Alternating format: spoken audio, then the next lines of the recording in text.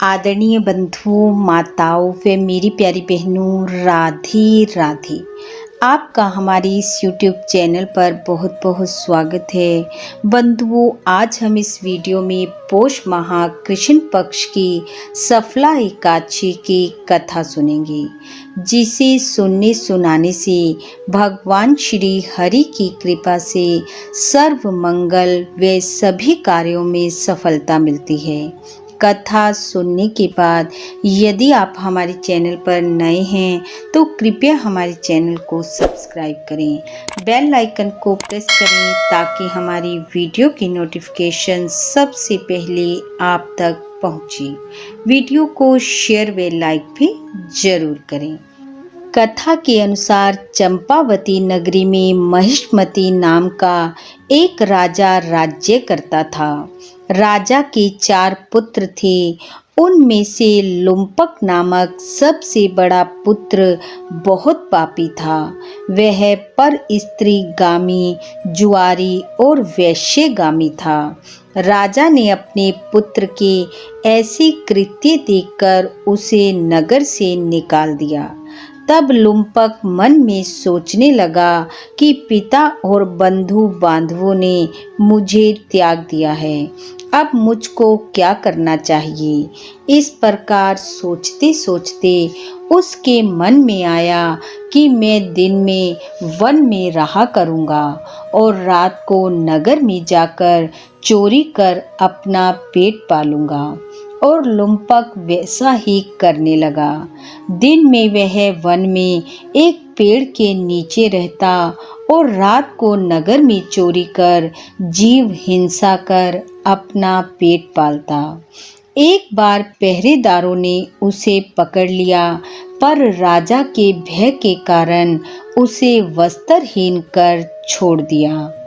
लुम्पक one में जिस पेड़ के नीचे रहता था वह अति प्राचीन पीपल का पेड़ था और देवताओं की तरह पूजनीय था।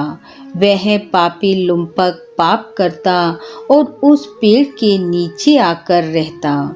इस प्रकार समय बीतते बीतते एक बार पौष माह के कृष्ण पक्ष की सफला एकादशी का समय आ गया। दशमी की रात्रि को वस्त्रहीन होने के कारण शीत से पीड़ित होकर बेहोश हो गया। शीत के कारण पीपल के नीचे उसको नींद नहीं आई और वह मृतक के समान पड़ा रहा। दांतों को कटकटाते हुए रात बीत गई। सूर्य उदय होने पर उसे होश ना हुआ। सफला एकादशी के दिन वह बेहोश पड़ा रहा। जब दोपहर का समय हुआ तब उसे होश आया। धीरे धीरे वह खड़ा हुआ। भूख प्यास से पीड़ित भोजन के लिए वन में गया, लेकिन जीव हिंसा की शक्ति उसके शरीर में नहीं थी। जो फल भूमि पर पड़े थे उसने उन्हें उठाया और वापस पेड़ के नीचे आ गया। जब वह पेड़ के नीचे पहुंचा तब तक सूर्य अस्त हो चुका था। फल वहीं पेड़ के नीचे रख दिए। शक्तिहीन होकर विलाप करने लगा कि अब क्या होगा। रात में उसे नींद न आई।